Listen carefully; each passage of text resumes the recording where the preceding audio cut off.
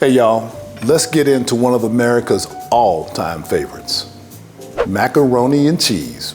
You can have it every day of the week. You can have it on a special holiday, Thanksgiving, Christmas, your birthday, going to the park, it's a picnic. Whatever it is, America's favorite, macaroni and cheese, but done a special way. We're gonna amp up the flavor. Let's go, get ready. Hey, so first thing we're gonna do, we gotta get our noodles on and boiling in the background. We're gonna cook them al dente. Cook them per package directions, but if you're cooking your own special pasta, however you're doing it, just cook it al dente, because remember, we're gonna cook it another 30 minutes in the end when we put it all together. But here's how we're gonna do this. We're gonna bring together all of our ingredients first with the dry ingredients, a little bit of flour, a little salt, a little pepper, some dried mustard, a little bit of, watch out with this one.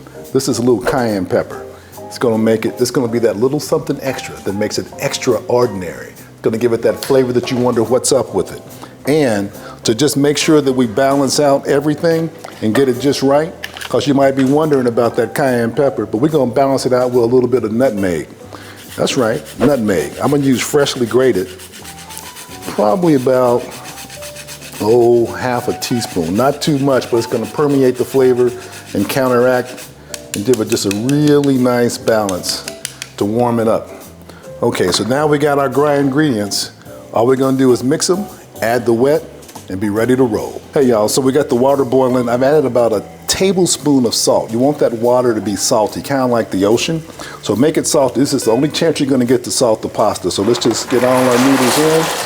Got about 1 pound of pasta. Just give it a stir. And we're just gonna let it cook for about 10, 11 minutes till it's al dente. So when you're doing your al dente, to make sure it's right, you can do it one of two ways. I think you should do both. And what I'm gonna do, I got my timer set. It's been about 11 minutes, but you need to taste it to make sure that it's right. You want a little bit of bite. So let's grab a noodle and let's give it a taste.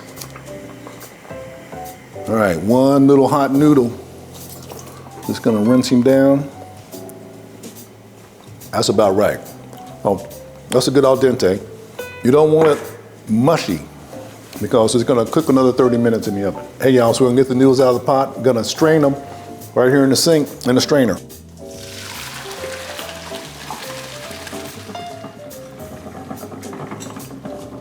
Hey, look, noodles are out. They're cooling down a little bit. We got those dry ingredients. I'm gonna mix those little fellas together. That looks good. Close enough. Now, just gonna add in all of our wet ingredients. So we got our eggs that we had already mixed together. We've got some heavy whipping cream. We've got a little bit of half and half. And we've got those onions that we grated on our box grater, so it kind of looks like a little mushy mush, but that's what you want, because you hear folks sometimes say, oh, I taste all the onions. Yeah, the onions are gonna be in the background, just giving it flavor. They're gonna do their job. So stick around, let's see how they come out. All right, only thing left to do is mix together, whoops. Mix this all together, and this is going to be the flavor that permeates all of our mac and cheese. So I'm just going to give this, make sure I got all that dry ingredients mixed into the wet, and then we're going to get our big bowl, drop all our noodles in, add the 3 cheeses. So I've got 3 cheeses. I got white cheddar, sharp cheddar, and some pepper jack, and all that's going to work together with this wet to make for a really simple, easy, but fabulously delicious macaroni and cheese. One that make you write home about. Hey, everything's ready, y'all. We got the noodles, they're cooked al dente, a perfect al dente. We got everything mixed together just the way we want it. And we got 3 cheeses just ready to go in. Everything goes in the bowl, and then we get it into the baking dish and right into the oven.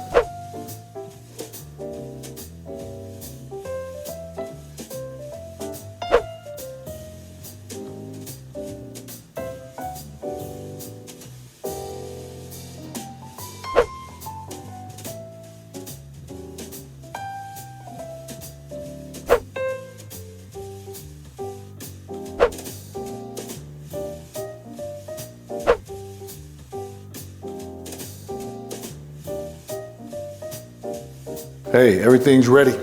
All we gotta do is just butter our little pan and get everything in it and into the oven. So, hey, I just got some room temperature butter.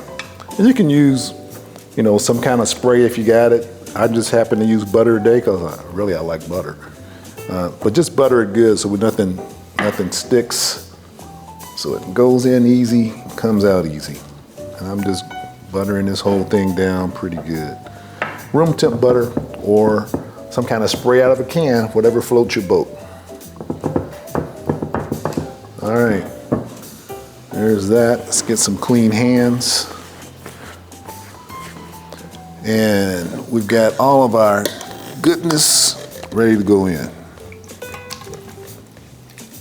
Hey y'all, this looks good. See that consistency, how it's coming out?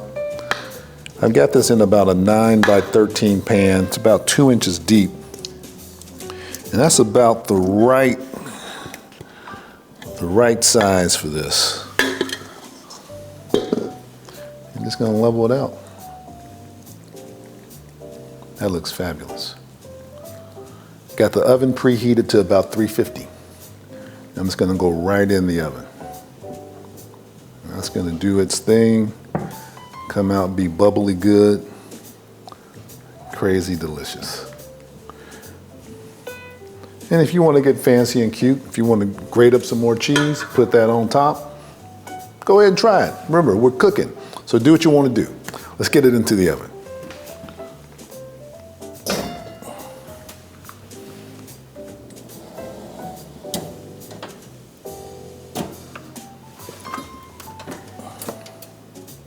Hey y'all, it's been about 30-35 minutes. Let's get this macaroni and cheese out of the oven. How you think it's gonna look? It's gonna look fantastic. It's gonna be bubbly, brown, just the way we want it. Look at that. See how it's bubbling around the edges? Got a little browning going in. That's what we're looking for. You could probably let it go a little longer if you wanted, but I wouldn't. I think that's good. It's gonna be creamy.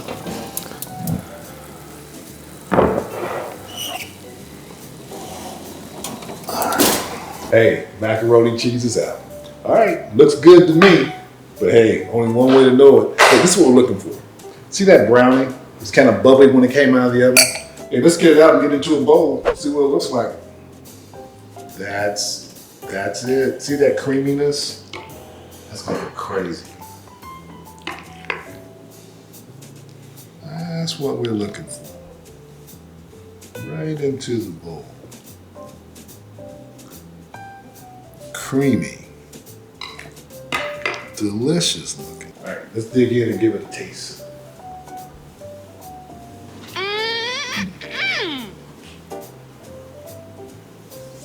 Well balanced, great creamy consistency, cheesy. Just all the flavors blending together, just the way you want it. America's favorite dish, macaroni and cheese. Hey, my opinion, but you know how it works. Let's bring my baby in, see what she thinks about all this.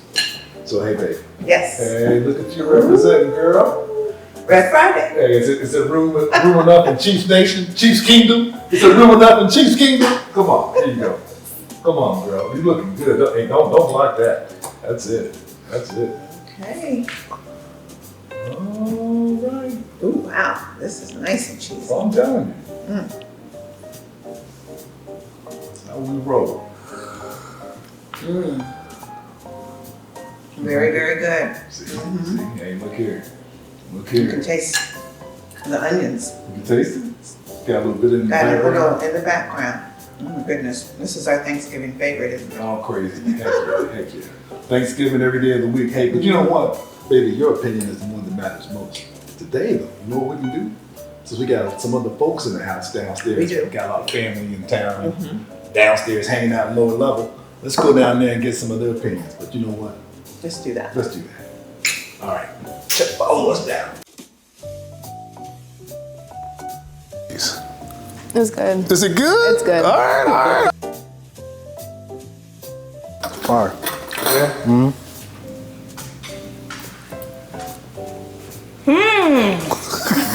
I can taste scallions. You got a little something in there. You got a little something in the back. This is fabulous. It's delicious. Very tasty. Kind of smoky. Got a smoky taste to it. That's probably the best macaroni and cheese I've tasted in my long tenure on Earth.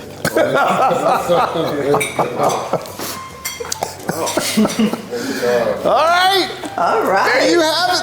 All right. Hey, y'all. Hope you're enjoying this video. To get this recipe and all my other recipes, we invite you to join our community. You can sign up below at flavorperbite.com. Hey, and when you check out, be sure to use the promo code FLAVOR to get 50% off. Now, back to regular scheduled programming. Who likes apple pie? Well, good for you, because we ain't making that today. Today, y'all, we making apple crisp. It's an apple pie with a twist. It's so much better than apple pie. And I'm gonna show you how we do it. So y'all come on, stick with me, because we got fresh apples. We're gonna put a little bit of orange, a little bit of lemon, and a whole lot of other goodness into it. So get ready, get set. Apple crisp is what's on the menu. Apple crisp is easy. Let's just do it in steps. Step one, we're gonna peel and core our apples. So get yourself a nice little bowl, your apple peeler. I'm just gonna peel these guys down. We've got quite a few we're gonna do. I'm gonna show you just a couple how I do it. And I think it makes life pretty easy. So once you get them peeled, here's what I do. I got myself a corer. You don't have to do it this way. You can just use your knife and just slice them.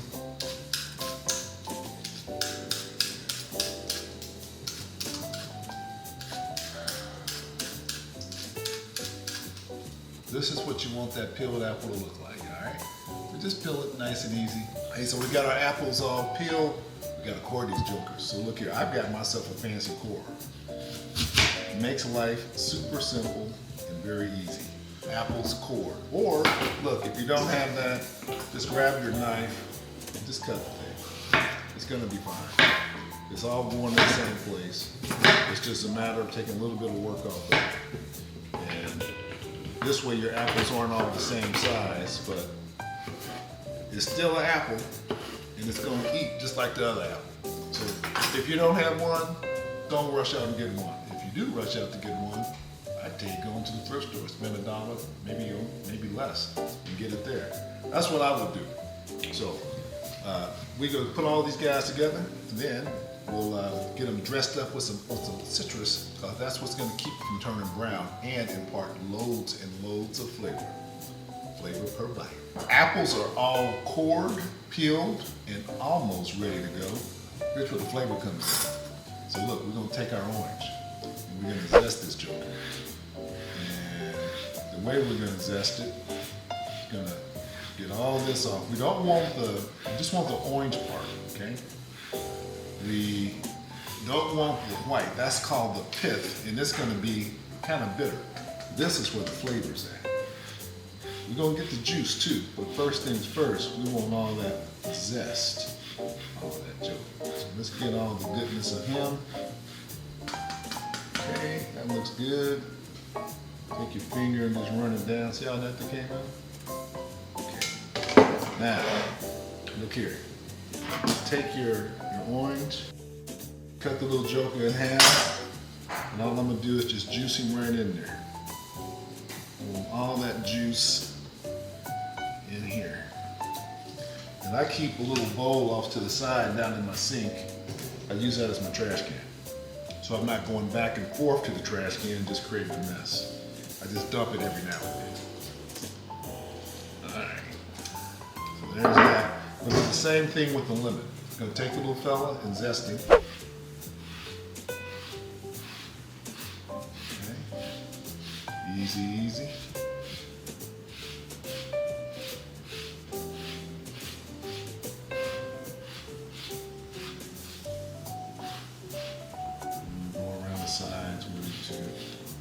I'm using a microplane. This is a fine microplane. I got another one that's a little thicker, but just makes life simple. So I'm gonna cut this guy. Same thing, we're juicing, get him in there. Just make sure if you don't have a strainer for to catch the seeds, use your hand. But just wanna get the juice of both ones in there and we'll call it good. So we're gonna take that, we'll toss these up, put them to the side. And before we put them completely to the side, I'm gonna add my sugar. I'm gonna add a couple of teaspoons of cinnamon.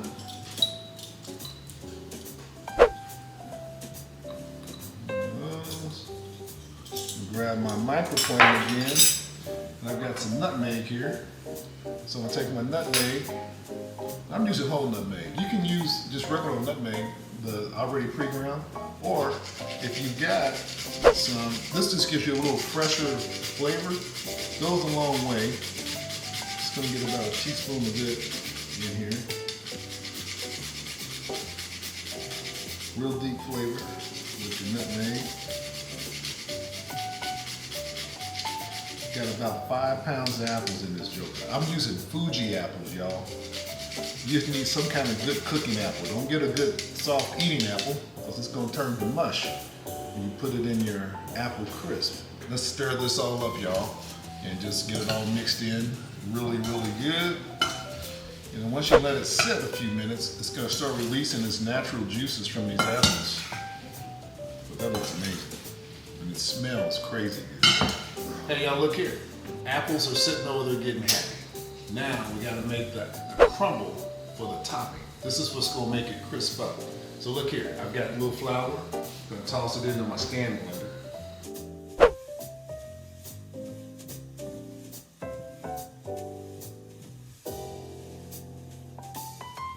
Make this for your family. It'll be the #1 requested dessert there is.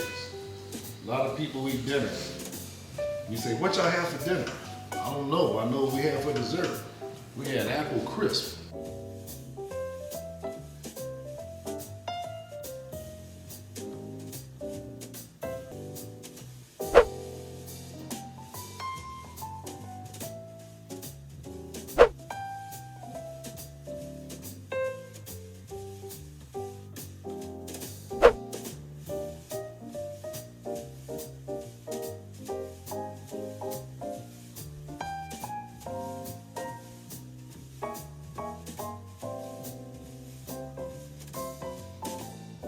Hey, this is what we want it to look like, y'all. See that kind of crumbly pea size with the butter?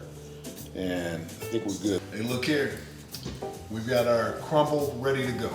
Our apples have been sitting here getting happy. About time to get these little jokers into our pan, but before we do, we gotta prep the pan. So we got some more butter.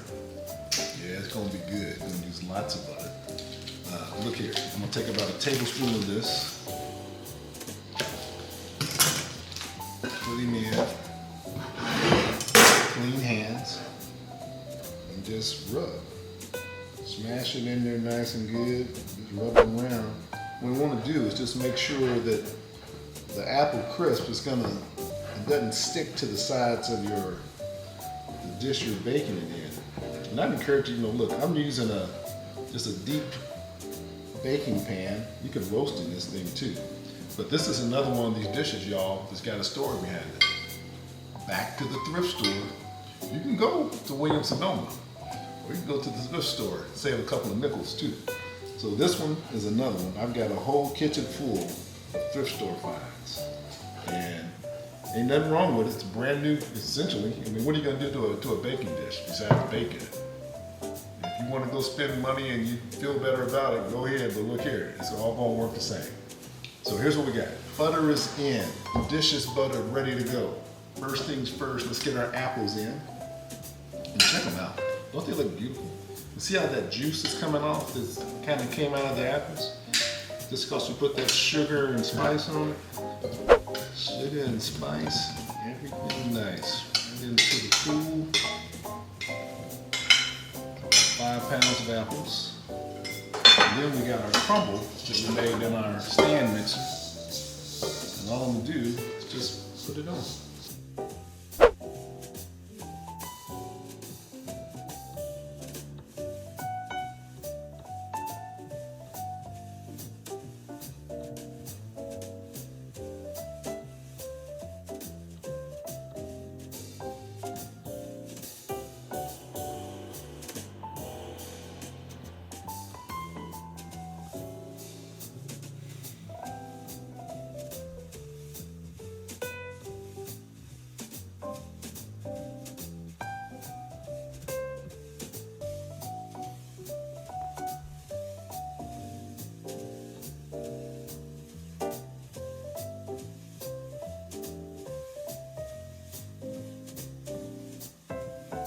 All right, y'all, look here.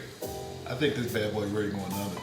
We got everything into the pan. So look, he's ready to go. Apples are in. The crumble is on top. It's gonna crisp up. We're gonna put it in a preheated oven that's been sitting there preheating at 350. So it's gonna get in the oven for about 45 minutes. I'm gonna take it out. I'm gonna add a little more butter to it. I'm gonna dab it on top, stick it back in the oven, and let it finish and crisp up.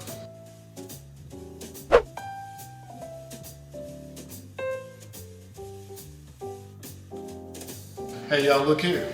Apple crisp been in about 45 minutes. I'm gonna take the little fella out, get him right here, and let's get him buttered up so that our apple crisp back up again. Apple crisp been in about 45 minutes. So what we're gonna do here, y'all, look. I'm just gonna butter edge to edge. All we want this butter to do is it's just gonna act as something to let us brown it. It's gonna impart tons of flavor.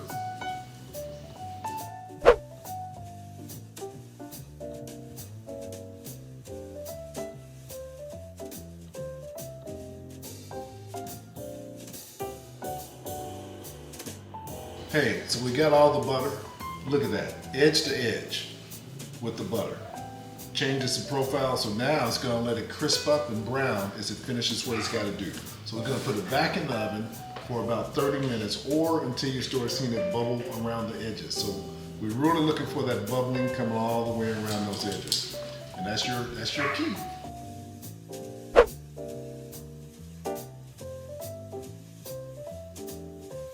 Hey y'all, see how it's bubbling around the edges? That's exactly what we're looking for. So, how brown it is and beautiful it looks on top.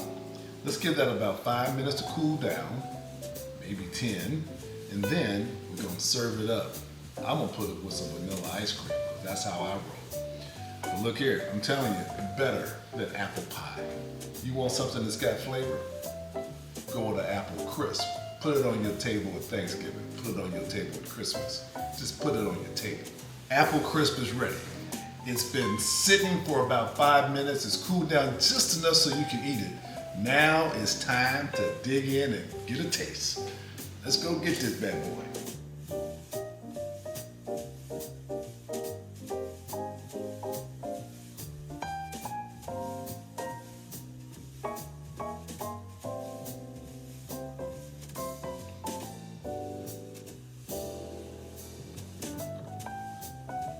Hey y'all, we got it all scooped up. Let me get one more thing to finish this thing off. Look, apple crisp is amazing all by itself. When you put some ice cream with it, ooh-wee, it gets good. So let's jazz this up and then let's taste it.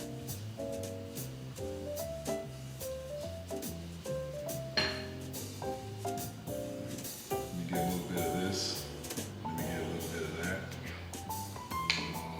Oh man.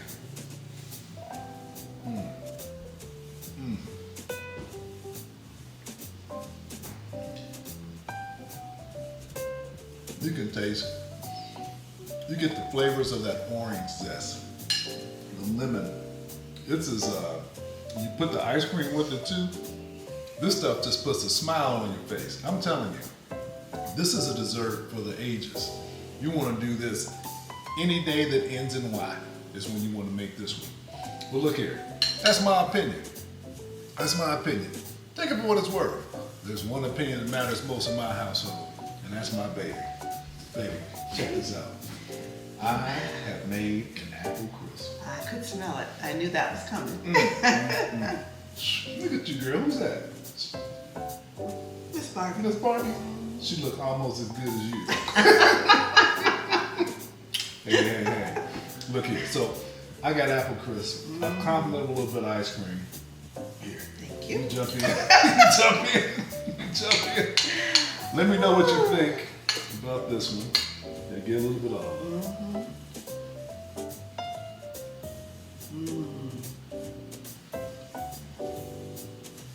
Wonderful. Such a good It's a combination. good combo. I'm trying to tell folk out here listening. This is one of these everyday type desserts. You don't need to wait for a special occasion. Look, me and my baby been together for a minute. Every day together is a special occasion. right? That's right. So, That's right. so don't be saving something back. Tomorrow's not promised, but today is. So live it like it's your last. If it were, I'd want that on the menu. Yeah. I'm gonna be right here with my baby. So, You know, our boys really love the apple crisp. oh God, it was Yeah. a favorite. It was a favorite. So, look here. Anything else about that apple crisp you want me to know? Please make it for Thanksgiving. For you, baby, is on the menu. Hey, y'all, look here. You need to give this one a try. Put it in your repertoire. Put it on your daily to-do list. But whatever you do, make this one at home. Like, comment, subscribe. And for the full recipe, you go on and check down below flavorperbite.com. Until then, we'll see you next time. Flavor per bite. Hey y'all, hope you're enjoying this video. To get this recipe and all my other recipes, we invite you to join our community. You can sign up below at flavorperbite.com. Hey, and when you check out, be sure to use the promo code FLAVOR to get 50% off. Now, back to regular scheduled programming. People hate cranberry sauce. What's up with that? What's up with that? You know what's up with that? They don't know how to make it. Today, I'm gonna show you how to make some cranberry sauce that knocks your socks off. Y'all stick around because we're gonna use fresh cranberries, two different sugars, some lemon, some lime, some cinnamon sticks, and a little bit of nutmeg. So come on, y'all get ready to rumble. This stuff is what's gonna be on your table this Thanksgiving. Look, when I'm sitting around the table with Thanksgiving with my family, and even when I was growing up, there was always certain things on the table. Turkey, dressing, green beans, but there would also be cranberry sauce, y'all. So we're gonna use fresh cranberries. We're gonna put them all into like a medium-sized saucepan. We're gonna use two different types of sugar. I'm gonna use a brown sugar. I'm gonna use a plain old white sugar. And a little bit of water. So I got about a quarter cup of water. That was about a half cup of sugar of each, half cup brown, half cup white. That's it for now.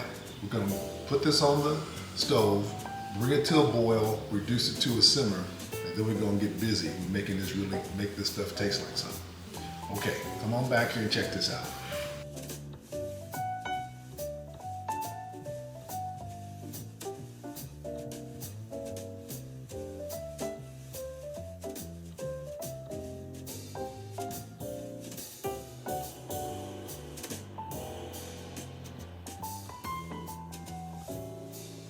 So look, some of these are starting to thicken and gel up. You don't need to add any thickener.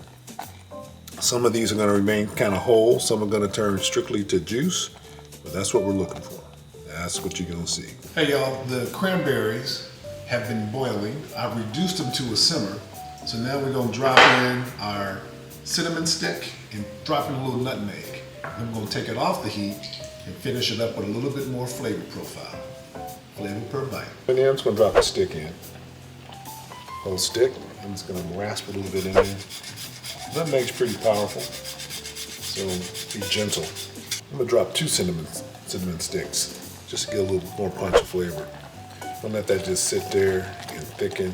Cranberry sauce has been boiled. It's reduced to a simmer. We got our cinnamon in. We got some nutmeg in. But now we're going to amp the flavors up a little bit more.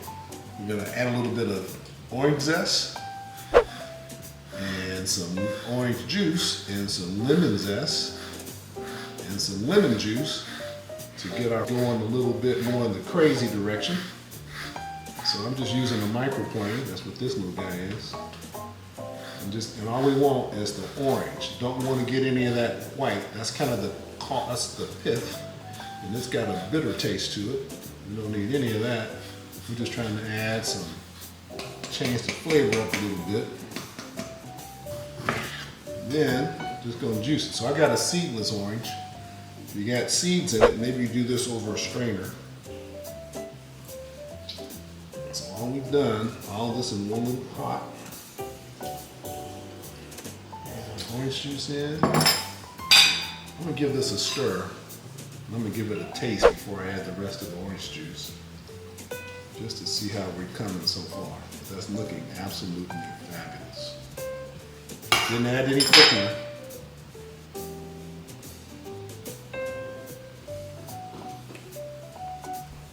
Y'all, For all you cranberry haters out there, you get some of this.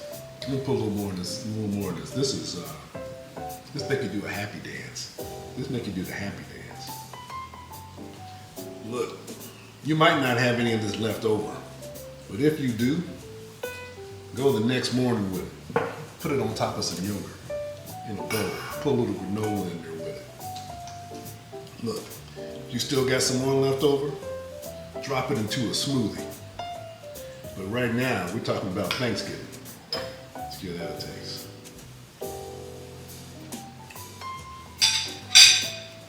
This stuff makes you smile.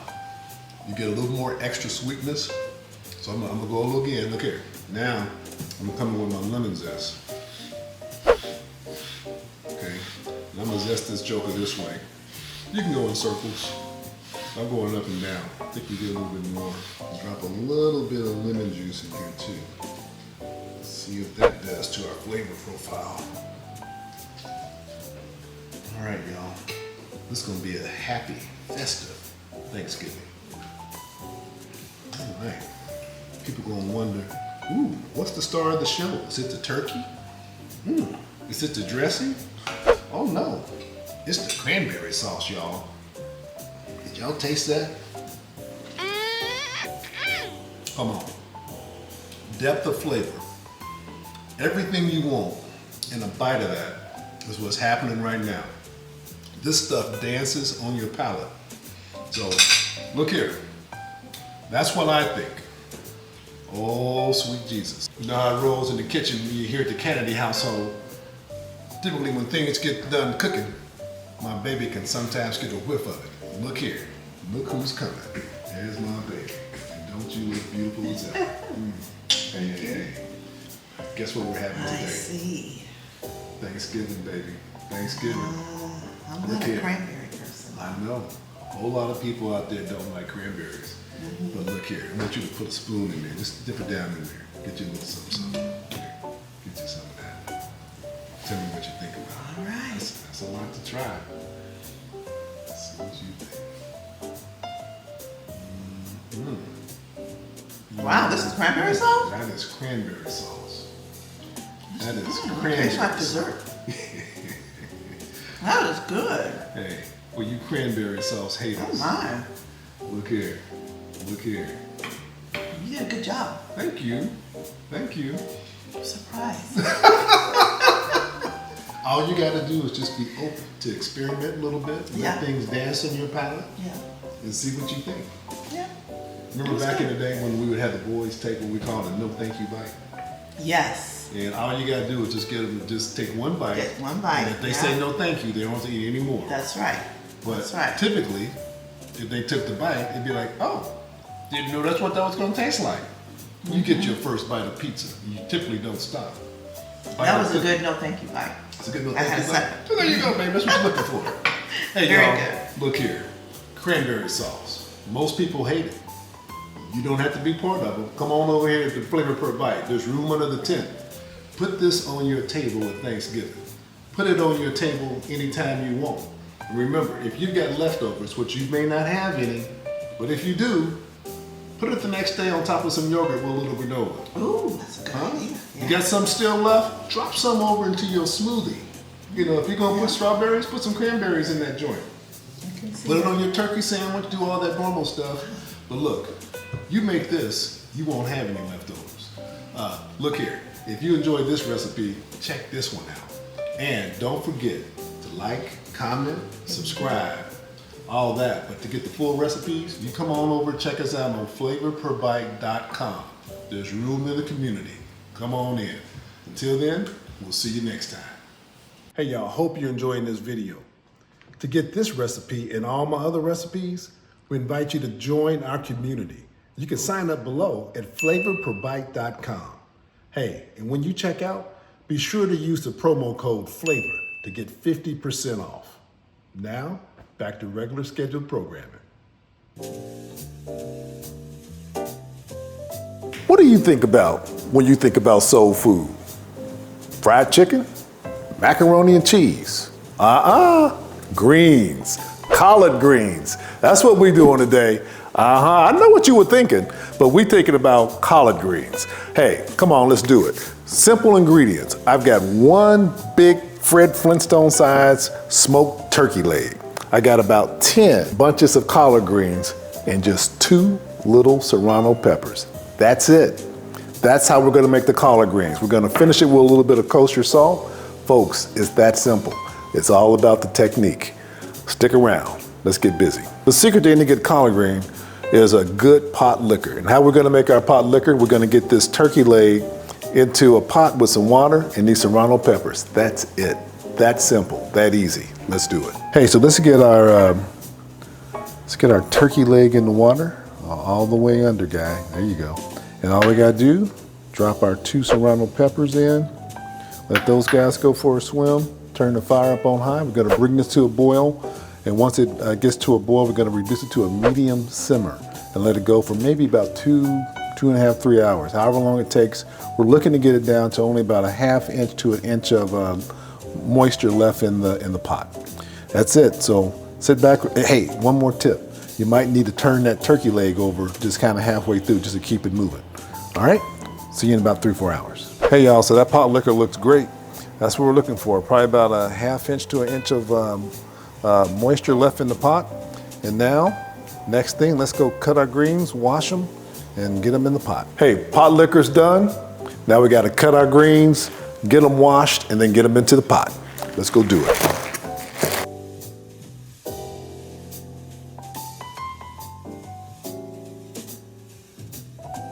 After we get all those greens all cut up, you gotta wash them. So I got this whole big tub. I got half my sink full of water. I got my other side over here where I can, after I rinse them out, after I wash them, I'm gonna put them here, drain them, and then into the pot. So let's get them all washed up. You gotta get your hands in there and wash your greens, y'all. Now I know I got a big old sink. Yeah, this is a galley sink. I got about 2 foot on this side and 3 foot on that side. It works out great. I remember growing up as a kid, we'd be out in the driveway with these great big old wash tubs. We'd pick greens all day, come home and wash them all night. I hated picking greens, and I hated washing them more than I hated picking them. And then you'd eat them for the next 3 months or however long they were coming out of the garden. You knew what was for dinner. Now I choose to make them because I can. And this water, although these greens just came from the grocery store, see how green it is? And all this stuff is coming off of it. So I'm gonna wash them one more time after this. I want this water to be kind of a little bit more clear than this. And this is about 8 heads of greens. And it's gonna cook down and make maybe 1 pot. Hey, welcome back, y'all. So now the greens are all clean. Washed them twice, water looked great, greens look great. So we're gonna put them into a colander and get them into the pot, and then we're gonna add enough liquid, enough just plain old water to cover them up. So we already got our pot liquor looking good. We had those 2 serranos we did earlier, our turkey drumstick. We're just gonna put these guys in and let them go.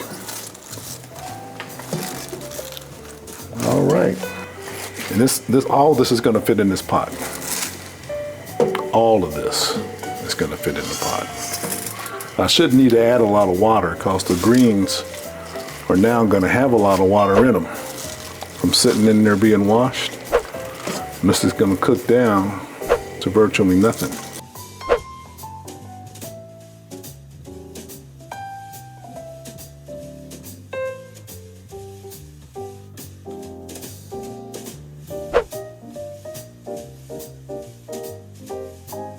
Collard greens are ready. And now it's time to get our taste on. So hey, let me just plate me a little bit of something up. Look here, I'm seeing, see all that turkey up in there, that smoked turkey permeating the greens. I wish you could smell this. Look, this here is what I'd call everyday food back when I was coming up. My mama would cook all kind of greens. Let's give it a taste, see what we think.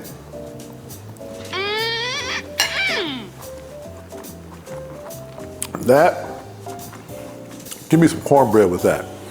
That is insanely good. I like it. Give me 14 more of them. This is crazy.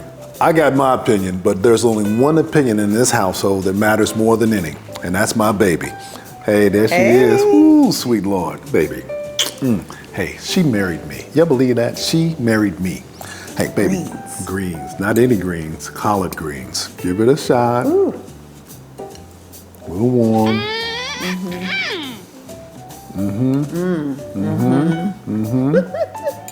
Hey. That's all I can say. Simple Very ingredients. Simple, easy. We started with greens. We had one big old Fred Flintstone turkey leg and 2 serrano peppers. That's it. It's technique. That's it. Y'all can do this. So Thanksgiving, right? Thanksgiving. All right. Hey, Thanksgiving, any day is a holiday. Any day we get together is a special occasion. So listen here, y'all. You don't have to wait to Thanksgiving, but make sure this one's on your Thanksgiving table and you're going to be the talk of the town. This stuff right here make you want to slap your mama. Ooh, watch out. Don't get in trouble. Like, subscribe, hit the notify button. We'll see you next time. Hey, y'all. Hope you're enjoying this video. To get this recipe and all my other recipes, we invite you to join our community. You can sign up below at flavorperbite.com. Hey, and when you check out, be sure to use the promo code FLAVOR to get 50% off. Now, back to regular scheduled programming. Garlic roasted mashed potatoes. 5-star restaurant quality right in your home, on your table. Hey, so look here, I'm gonna come down your street, drop something in your mailbox. Here's what we're doing today. A few simple ingredients: potatoes, butter, garlic, heavy whipping cream, and yeah, you're gonna need some salt and pepper too.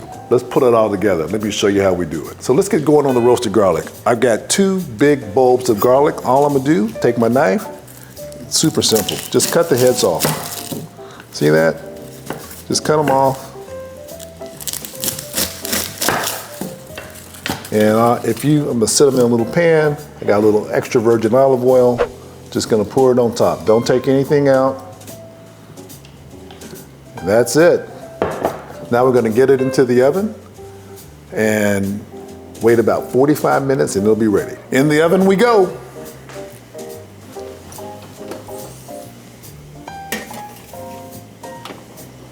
All right, y'all, the garlic is done.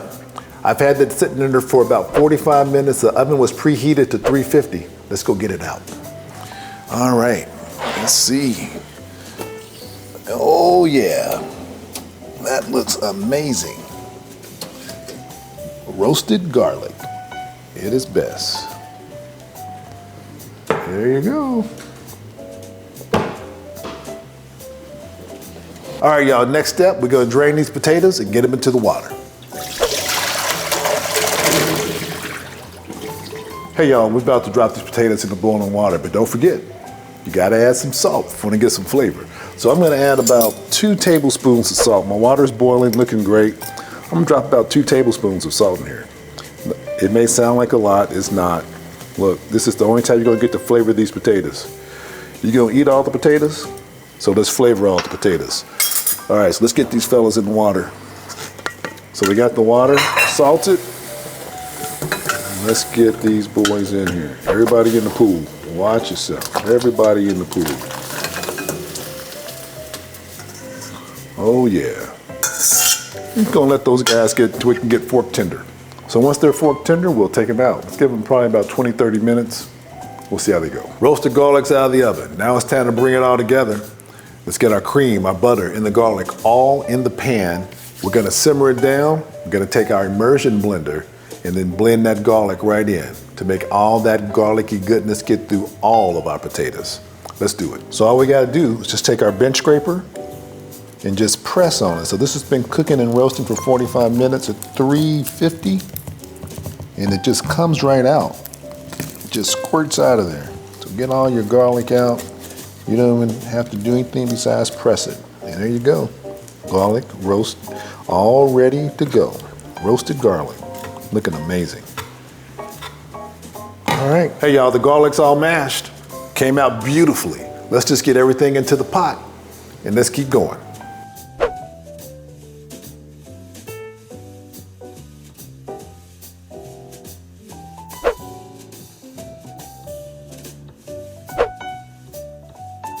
Hey y'all, potatoes are ready. Time to drain them. Let's get them. Oh yeah, fork tender.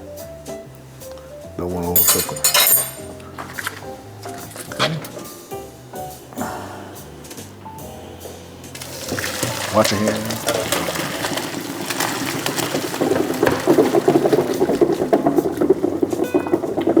Hey y'all, let's go check the cream, butter, and roasted garlic in the back. I think it's about ready. That looks amazing. That's what you're looking for. See that garlic sitting in there? We gotta do something with it. Cream, butter, roasted garlic, all sauteed down. Been on there for about 15 minutes. Let me show you something. Check this out. So right now, here's that garlic. So we took it out. You can just see it. It's all in there, but it's still big old giant cloves. So what we're gonna do, we're gonna take our immersion blender and just blend that down and make it so we got creamy, garlicky goodness all throughout. So I'm gonna tilt my pan to the side, and it's just gonna emulsify that garlic right into our cream. And if you don't have an immersion blender at your house, don't rush out and get one. Just take a spoon, take a fork, smash the garlic up in there as best you can. It's gonna be fine. This might just give you a little bit more distribution of the garlic all throughout the potato, but if you bite into that garlic, it's gonna just be, you're gonna be one of the lucky ones who got a good bite of garlic, because roasted garlic tastes very, very sweet. All right, let's get it all together. Hey, everything's ready, y'all. Potatoes are ready. All the cream, butter, and garlic have been all blended together. All we're gonna do now is get it into the bowl, mash it together. All right, all the potatoes into the bowl. They've been sitting here steaming to get good and dry. That looks great. Now I'm gonna pour a little bit of the cream to start. We'll pour it as we need it. So I'm gonna pour about a little less than half. I don't wanna overdo it right now. I can't take it out. I can always put more in.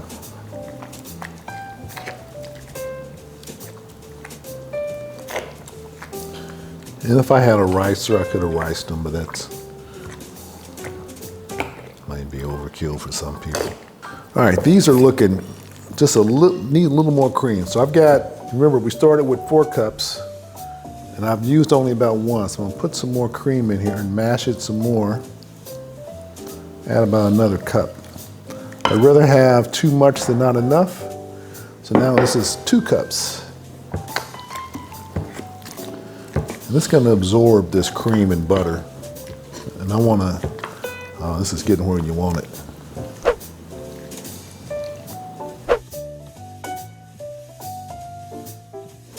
That's what I'm looking for. So we got about 2.5 cups of cream in here, 2.5 sticks of butter, and 2 teaspoons of salt.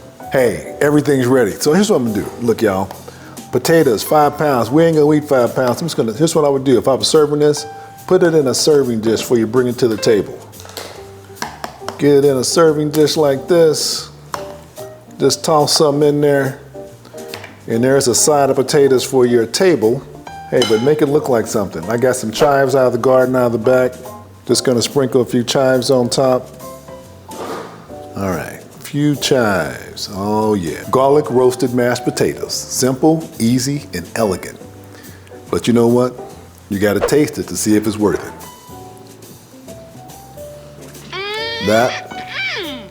Look,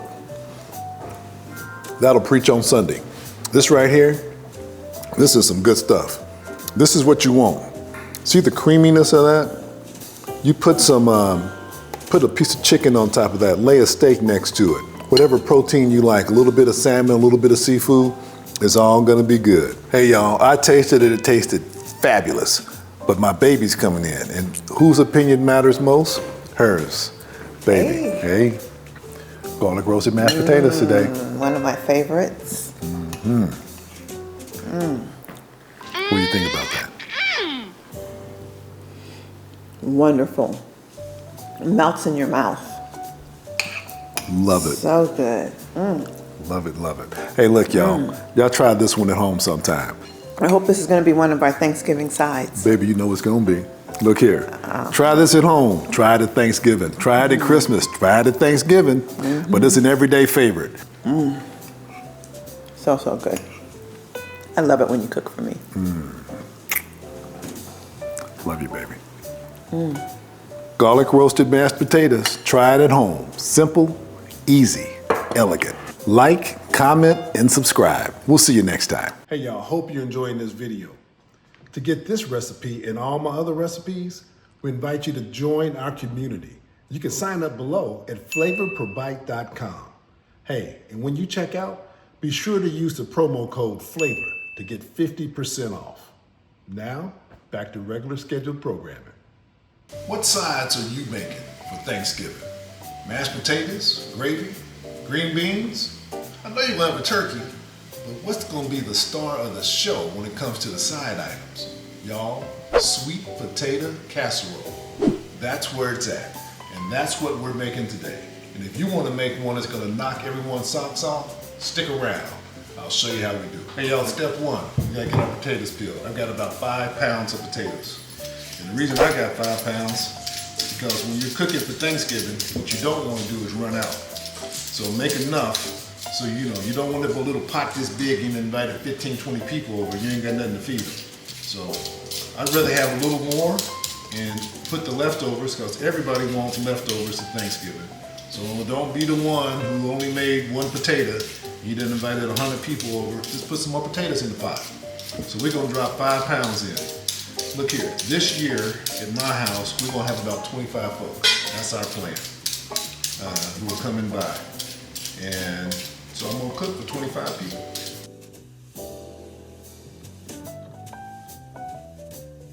Hey y'all, look here, potatoes are all peeled. Now what we're gonna do is cut these little fellas up.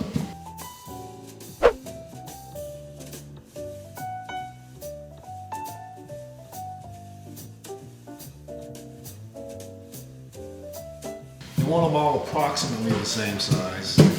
That way they're all done at about the same time. So that's the reason, the method to the madness. We have all the potatoes diced up. Let's get them into a bowl so we can transfer them to a pot of water. So I got a big, on the back stove here, I've got a big old pot of water boiling. We're gonna add some salt to that to help season these potatoes before we actually throw them in the pool.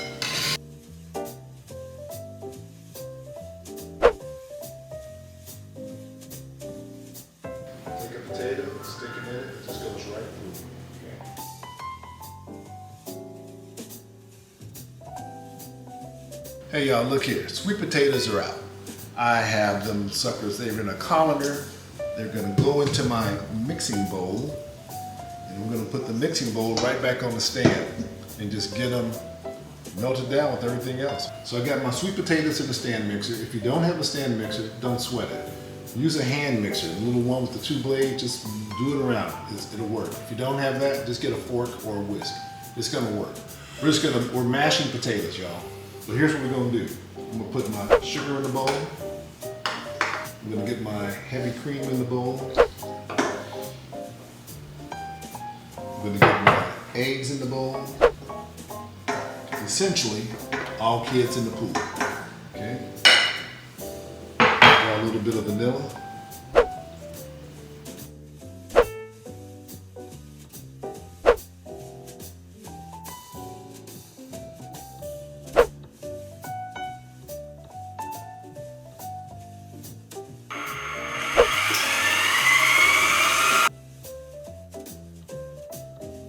Hey y'all, look here. So I've got my first spin going.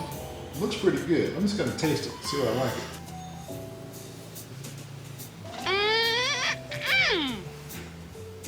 That's crazy. Wait till it cooks down with the rest of it. This stuff came out crazy good. So it's all blended up. I've done a taste test. Others have taste tested. I'm gonna taste test again. I did it again just to reaffirm my faith that it's as good as I thought it was. And it is. Here's what we're gonna do. We're gonna get this into the pan. So I got a casserole dish. There's nothing in it. It hasn't been buttered yet. So you need to butter that thing. If not, it's gonna stick. We don't want it to stick and then ruin your Thanksgiving. So let's get this in. And if you're not making it for Thanksgiving, look, this is a thing you can make anytime you want. But it's around my house, it's a staple at Thanksgiving, it's a staple at Christmas, it's a requested dish throughout the year from nieces and nephews and from, of course, from my baby. Every now and then she just gets a hankering and she wants some sweet potato casserole. Remember, this dish is gonna probably be the story of your show, the star of your show. Okay, y'all, so look here. So we're gonna take this and drop it right into the bowl. Get into that buttered, battered pie dish, to your casserole dish. I'm using a 9 by 13 inch pan.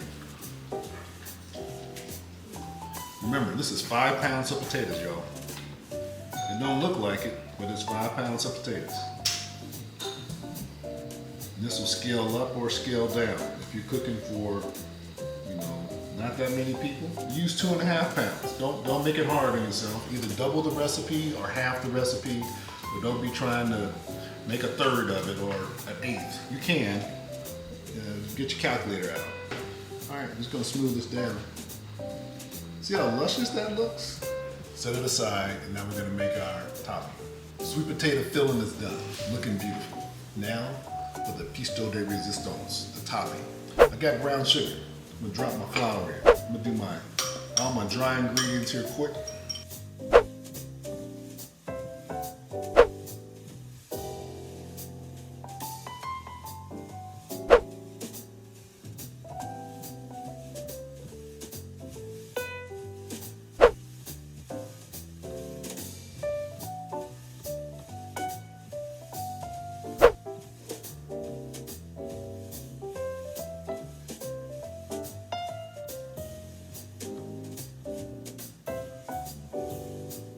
Hey, so I made a whole lot of the crumble topping. We're gonna put just enough on to top it. Then I'll adjust the recipe if I need to for you.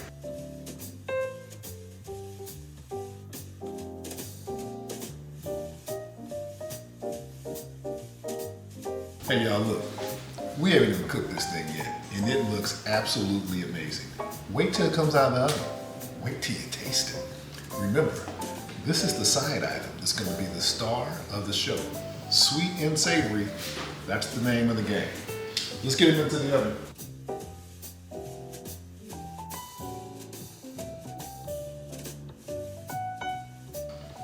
Hey y'all, sweet potato casserole. Pecan topping, straight out of the oven and ready to go. Hey, look, take a close look at that. That looks exactly, ooh, look, wait a minute, listen. Can you hear that? This is what you want. You got your potatoes, you got your gravy, you got your green beans, your collard greens, your turkey, your brisket.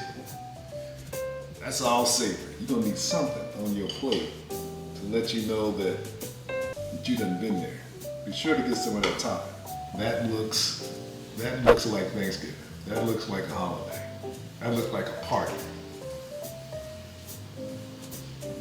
Hey, look here.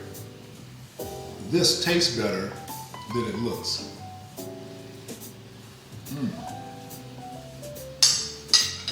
Y'all, I don't have words. This is one, I just don't have words. Well, I'll tell you, I know who does have words. In my house, when things come out of the oven, typically there's a smell that wafts through the neighborhood, and my baby is somewhere nearby. And oh, here she is again. Hey baby, don't you look absolutely gorgeous? Hey look. What we got? Sweet potato casserole. I know, I smelled it. Topping on top. Look, you want to just try some of this? Sure. Okay, just jump in. Oh gosh, You know what you think. it tastes as good as my mama's.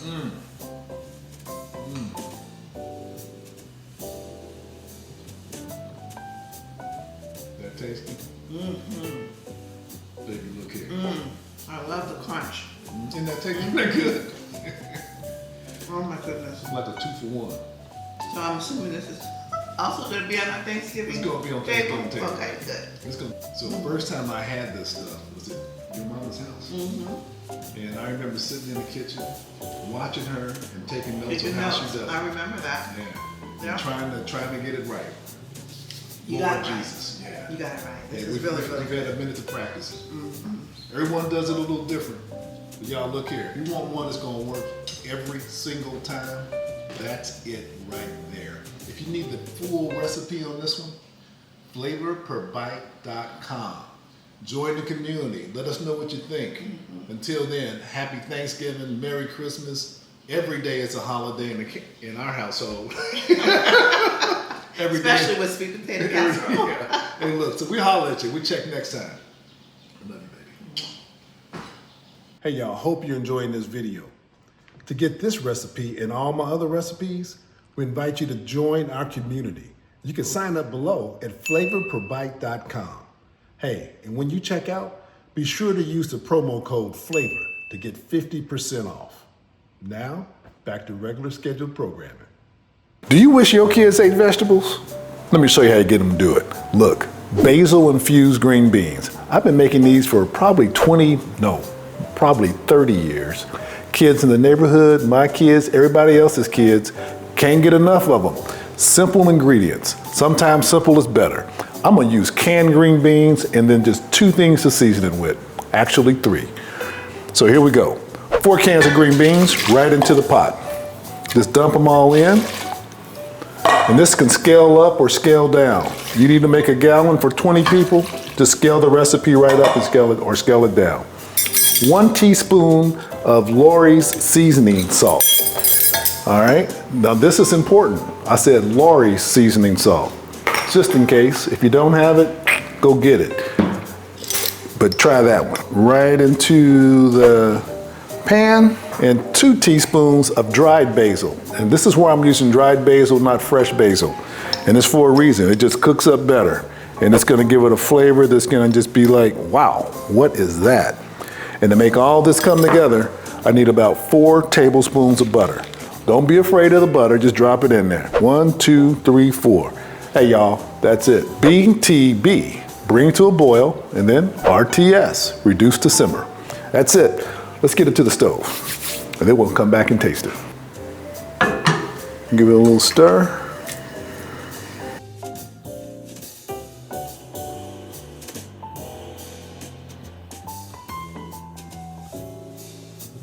Hey y'all, green beans are ready. These are the green beans that little kids like to eat. So I'm gonna encourage you to try these at home. If you get stuck, you drop me a comment. I'll holler back at you. But look here, it's all those flavors come together. Not too many, pretty simple. Butter, Lawry's seasoning salt, dried basil. That's it. Canned green beans. Canned. All right. Hey, look here. Let's try these bad boys. These are the ones that are guaranteed to please every time. Now, I can't vouch for it if you use a different seasoning salt.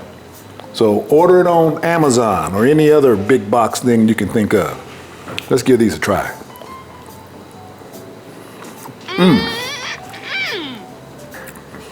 This takes me back. This takes me back to when my boys were little dudes and couldn't get enough of them. Y'all need to try this here, but look here. You know how we roll. When we together, I gotta let my baby try it. So, hey baby, look here. Today, I'm gonna give you some throwback. Green beans. Yeah, this ain't ordinary green beans. These are the basil-infused green beans that we cooked for the boys when they were little dudes. Yes. Baby boys might be warm. Got a little dried basil on them, bathed in a little bit of butter, a little bit of Lawry's seasoning sauce to give it just a little bit of oomph to just turn it You up. always make it. Good. If you like this video, be sure to check out our channel for more. Like, comment, and subscribe. We'll see you next time. Hey y'all, hope you're enjoying this video. To get this recipe and all my other recipes, we invite you to join our community. You can sign up below at flavorperbite.com. Hey, and when you check out, be sure to use the promo code FLAVOR to get 50% off. Now, back to regular scheduled programming. This is the second shortcut, so come a little closer. A little closer. All right. secret. If you don't have cornbread, you haven't made it, go to the store. Don't hold it against me. You ain't gotta make everything from scratch. Get yourself some stovetop, or get yourself some Pepperidge Farm. Some of that stuff that's already pre-made. You can use it at this step if you don't have cornbread already. This is a cool secret. Save you about, I don't know, 30 minutes to an hour if you're in the kitchen and press. But this works great. So here's what we're gonna do. We're gonna just cook it per the directions on the label, but we're gonna add some stuff to it. We're gonna add that mirepoix that was in the back. And I've got about an onion. I've got probably one whole onion, carrot, celery. We're gonna add about a couple of pounds of sausage to it because we're gonna use 2 boxes. There you go. All right, y'all. Water is boiling. Butter is melted. So now, just gonna dump our little dressing stuffing mix into the pot. Just like it says, I'm gonna turn the heat down and give it a stir. So come on, check me out. And here's what I do that's a little different than the instructions. So you can give this a stir off the heat and just let it sit. And I'm gonna do just that. But one thing more I'm gonna do, I'm gonna put a lid on it. So let's just drop a lid and just let it sit there and get happy. Everything is just about ready. It's all ready to come together. Look here, stuffing's been on doing this thing. Did it per the box instructions. That's what it looks like. Got a little weak, but look here, it looks kind of stiff. And that is not gonna make a good dressing. You can eat that, but that's what it says, and that's what comes out of the box. See how stiff that is? That will not make you a good dressing. Here's what we're gonna do. Remember that mirepoix we sweated down? All of it, right into it. All right, gonna dump that in. That's gonna increase the flavor profile, enhance the flavor per bite, and make sure you and everybody else have a good time when they taste it. So we're gonna stir that in. But look, that's still way too stiff. What my mama taught me when it was time to make dressing, when you make your dressing, it should look like cornbread. That means it needs to be thin, like a cornbread batter. So remember that chicken stock where we did our shortcut? So we're gonna add a little bit at a time, see how it looks. And this is about a quart right here. 2 cups, 1 quart. Let's just see how this looks. I think we may need a little more. No, this ain't gonna be near enough. But it's looking absolutely fabulous. I'm gonna drop the rest of that in there. Give it a stir. We're gonna add a little bit at a time, because once you put it in, you can't take it out. So don't add too much and then talk about, oh, it's all messed up. Well, add a little bit at a time, it's gonna be okay. It took time to do all this. You come this far to mess it up now, so ain't no going back. That looks pretty good. Remember that sausage that I told you I browned off earlier? So here's what we're gonna do. It's going into the pool. So this is about 2 pounds of sausage. Yeah, I said it, 2 pounds. All of it, right in. Let's stir that in. Sweet Jesus.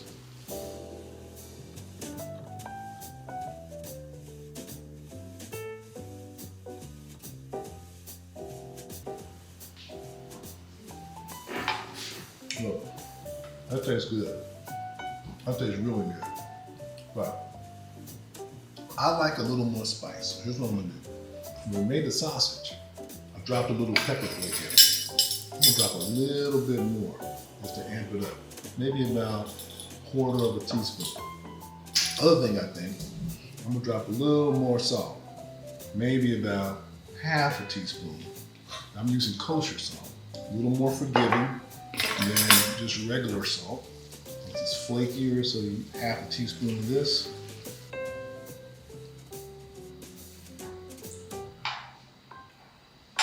I like it. I love it.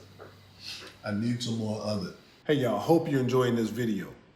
To get this recipe and all my other recipes, we invite you to join our community. You can sign up below at flavorperbite.com. Hey, and when you check out, be sure to use the promo code FLAVOR to get 50% off. Now, back to regular scheduled programming. What's the secret to crazy good cornbread? cornbread that just makes you want to sit down and make a meal out of it all by itself. Or go back and make sure you're getting a few extra pieces. Well, let me tell you what, it all starts with really good ingredients, but it ends with what those ingredients are. Today, we're making some hot pepper and cheddar cornbread. Cheddar cheese, serrano peppers, and a whole lot of other goodness all comes together. So stick around, let me show you what's up. Hey y'all, step one for making this cornbread be crazy good to get that crispy crust on the outside, it's all gonna start with a hot pan. So I'm gonna put this pan in the oven now. I've got my oven preheating to 350. I'm gonna let this pan sit in there and heat soak until it's ready, maybe about 30 minutes, at least 30 minutes. So I know the thing's at temperature. And then just before it's time to put the cornbread batter into the pan, I'm gonna drop a whole stick of butter in this joker and let it melt down. So let's get started. First things first, we're gonna get this into the oven and get it nice and warm and heat soaked. I want it scorching hot, not just warm. So into the oven we go. First things first after that. We're gonna do our dry ingredients first. We got our flour, our cornmeal, a little bit of sugar, some baking powder, and some salt.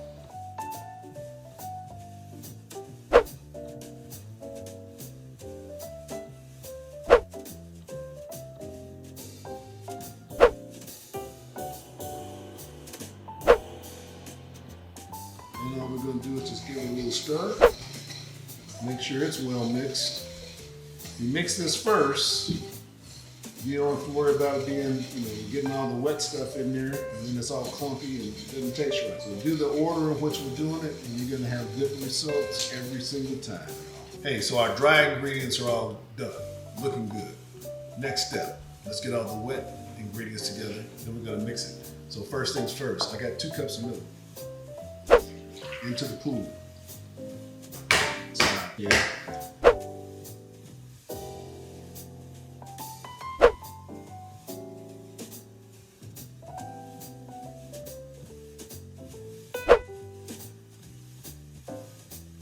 So you give these guys a stir. So now we're going to drop the wet ingredients into the dry ingredients.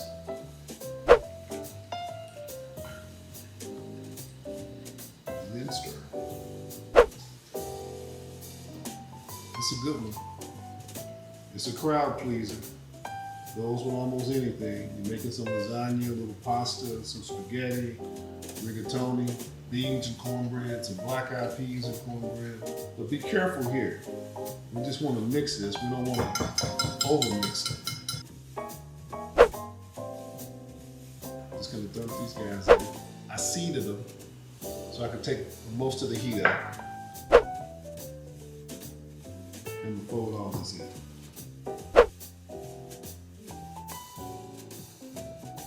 In fact, that's looking great. So we'll fold this in, and at this point, y'all, after we get this folded, we're gonna let this rest. 20 minutes or so, we'll be back. All right, y'all, it's been about 20 minutes. The batter looks fantastic. It's done what it needs to do. And what it needed to do was sit there, get happy, and absorb all that flour and sugar and cornmeal. So it's done its job. So now, remember, we had that pan in the oven. So I'm gonna take him out. We're gonna put our butter in that pan and stick it back in just for a couple of minutes. Been here for about 20, 30 minutes. All right, so this ought to sizzle when it hits the ground. It's the pan. And we got a little melting action going. All right. Sizzle vision. So I'm gonna put this back in the oven. Let that butter melt down until it gets a little bit brown. But at this point, I'm not gonna leave the kitchen. I advise you not to leave the kitchen because it's gonna melt pretty fast. You don't want it to be burnt. You just want it to be a little bit brown, but completely melted.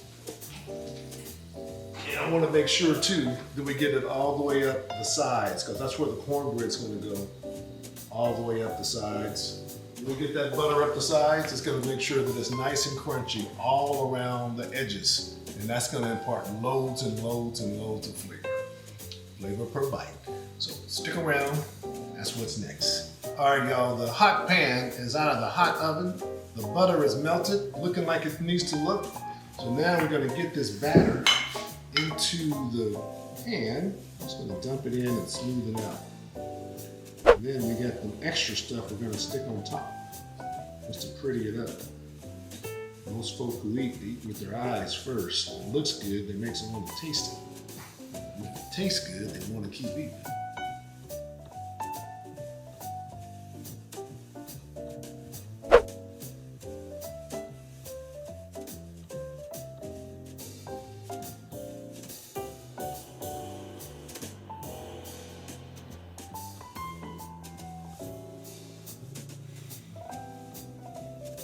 Then we'll take this extra cheese we had, because we split. We put 2 cups in it.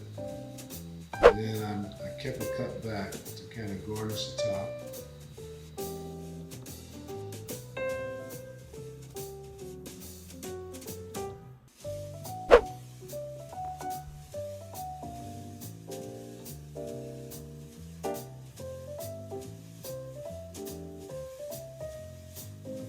Let's get this hot pan back into our hot oven.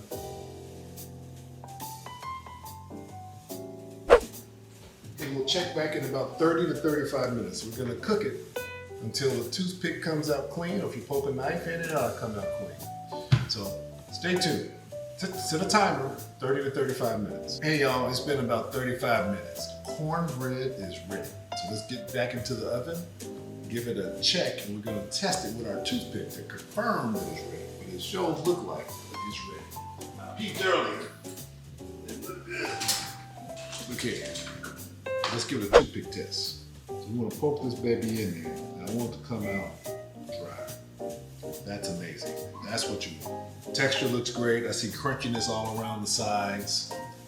Because remember we put that nice butter, we put that butter in, it was nice and hot and crunchy when we started the pan. So what I'm gonna do, I'm gonna cut this in squares. You can cut yours how you want. I just tell you, I think I'm using a serrated knife to cut it. I think it just cuts easier when you cut through bread with a serrated knife.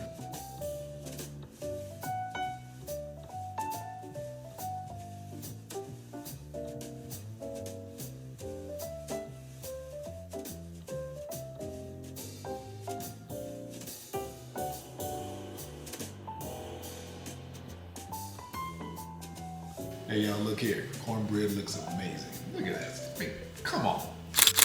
But look, that's just one part of it. And once you figure out that it's done, then you gotta get that bad boy out of there. Give it a taste. Sweet Lord, y'all. Flaky, thick. It just looked brown. See that brownness all around the side? Oh my God. Cakey. Cornbready.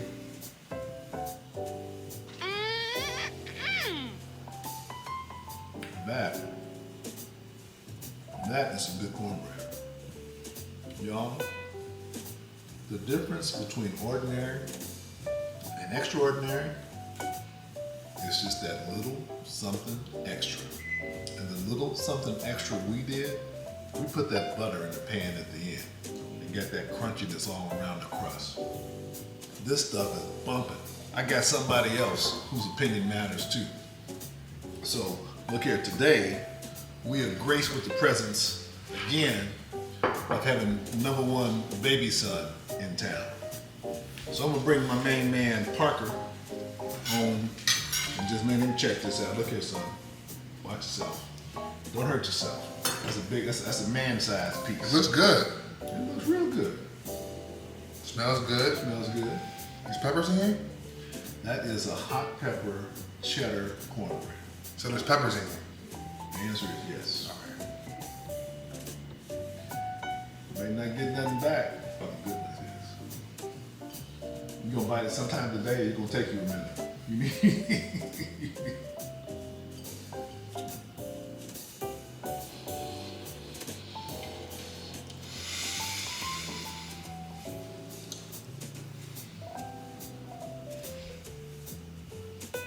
Good. pretty good. Pretty good. You want some beans with that? Some spaghetti, a little catfish? The consistency really good. I'm gonna have to join you. Let me join you in the consistency test. The flavors are good. didn't look good. That doesn't look good. If I'm looking for cornbread, this is what I'm talking about. You know what I'm saying? Cornbread's tasty, bro. This cornbread could be a meal in itself. Hey, y'all, look.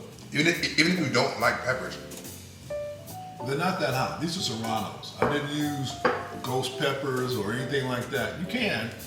You do it based on what you like.